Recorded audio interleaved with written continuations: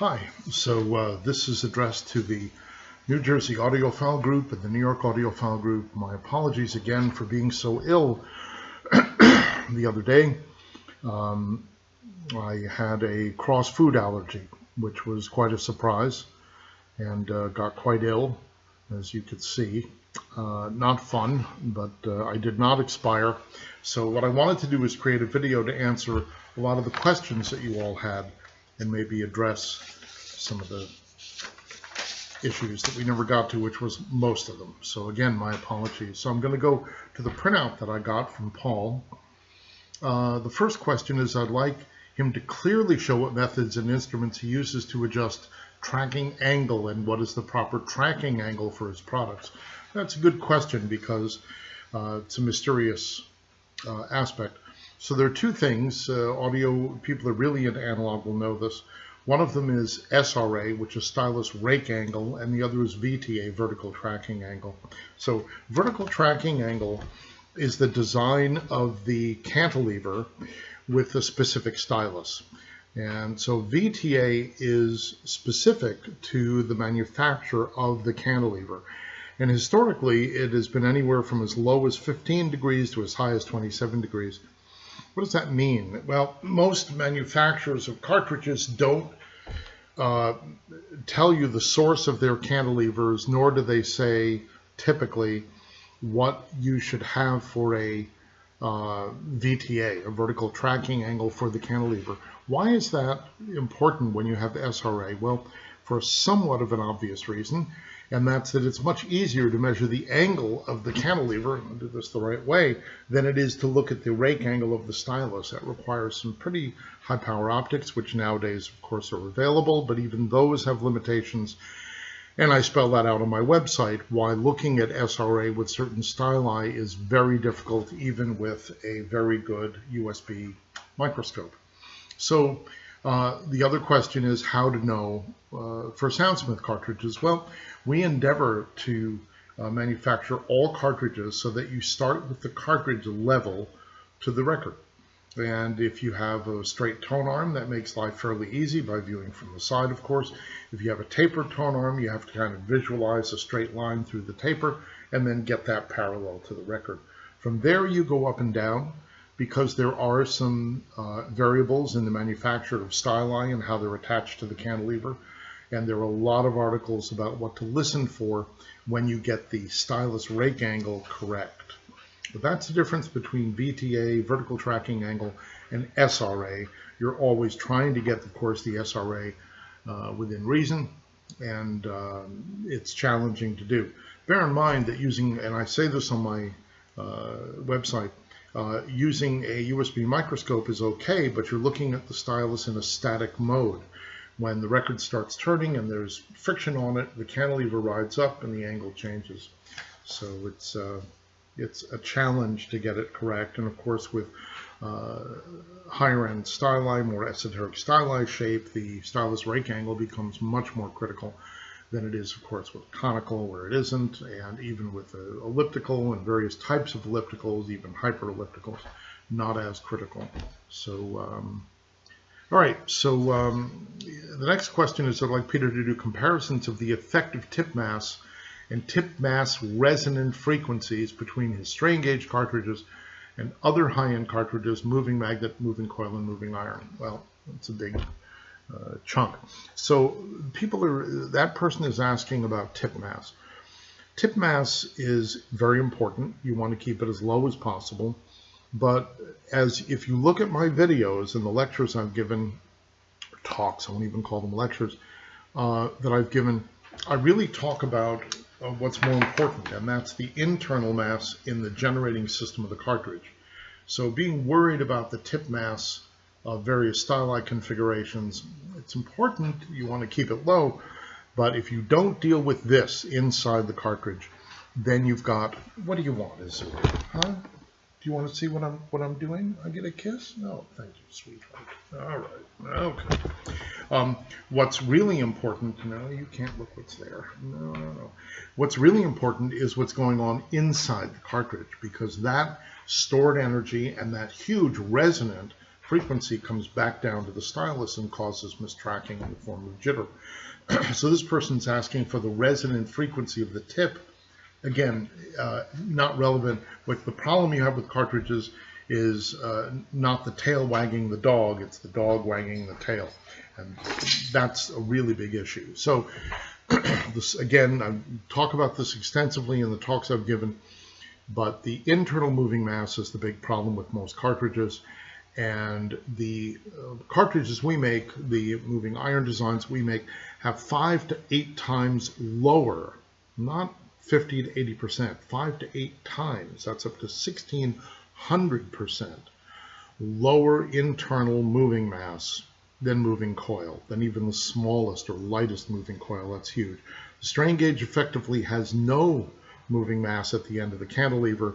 The only effective moving mass is the stylus and the cantilever, which, because there is almost no reflected energy, is capable of super tracing of a record, even playing a lacquer hundreds of times without damage. So hopefully I've answered that question reasonably clearly.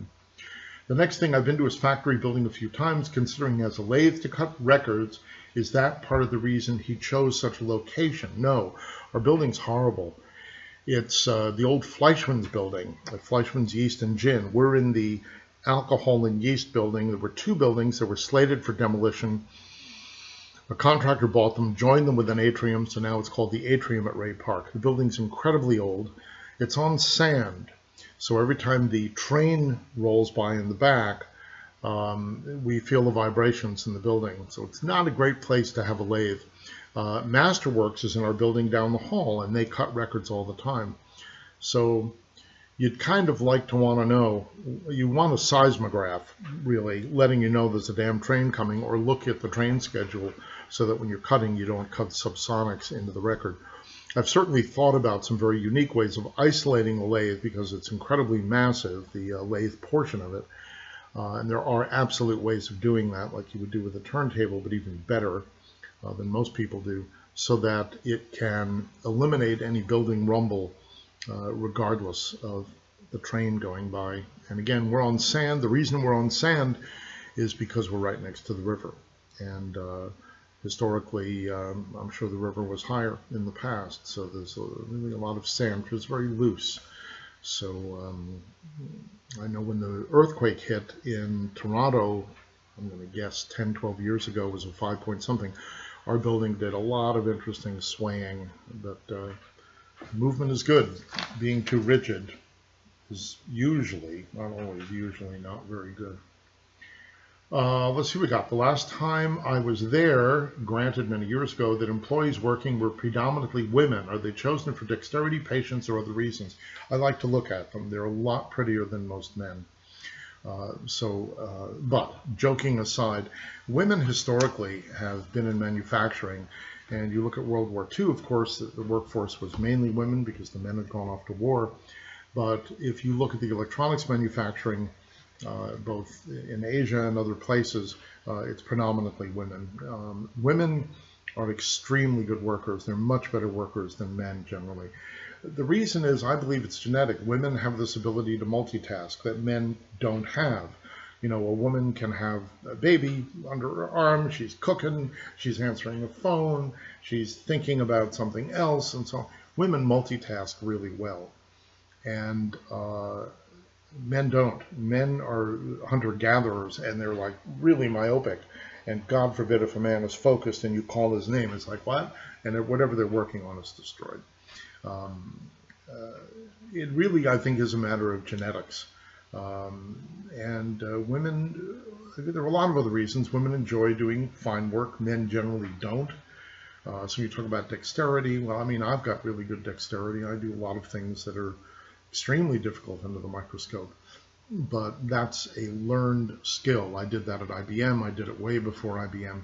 I've always liked working in a microscopic realm. And you learn techniques on how to do it.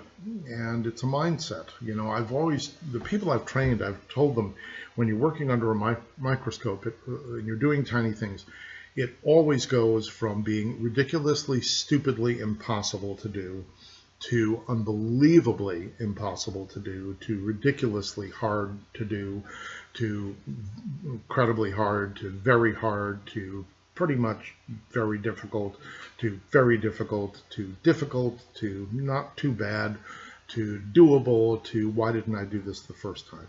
It always progresses like that. And like riding a bike, you know, you can get back on and ride after 40 years of not being on a bike. It's a hand-eye learned motor skill that you don't really lose, but there certainly are a lot of techniques. So hopefully that answers that question about women doing a lot of the work. But we do have men doing a lot of it historically. I've hired a lot of men to do this work and trained them. But it takes kind of a mindset. It takes a certain amount of zen and enjoying being in that zone doing it. So, all right, are you still repairing cartridges from other manufacturers or customers who choose you to retip their cartridges? Absolutely. We've done that. I've done it for 50 years, and we still do quite a bit of it. We get cartridges from all over the world. Do you guarantee your work for a period of time? Absolutely. It's got a 1-year warranty against defects of manufacture from us. Obviously not for abuse. Have you been doing this long enough to recognize a questionable warranty request?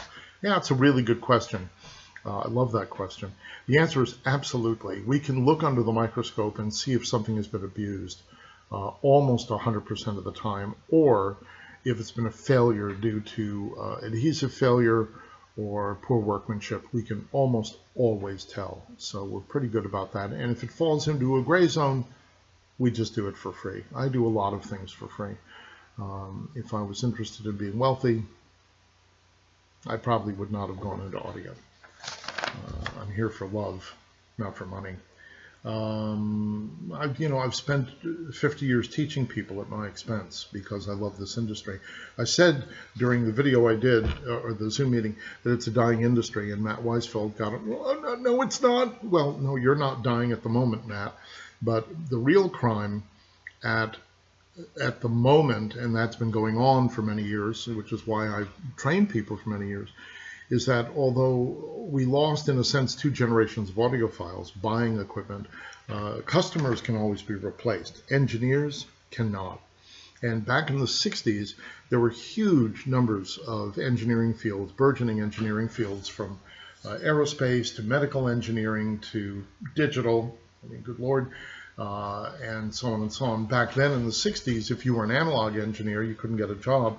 If you were a digital engineer, you were worth your weight in gold. Nowadays, you can find digital engineers everywhere.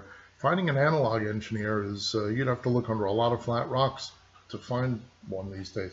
So the point that I was making was that the really good engineers in audio are dying. They've died and they're dying, and they're not being replaced. We've been a mentoring company because I've been very dedicated, but I mean, that's not going to save the industry. It's sort of like throwing a rock over the Grand Canyon and perching on the edge waiting to hear it hit. Never going to happen.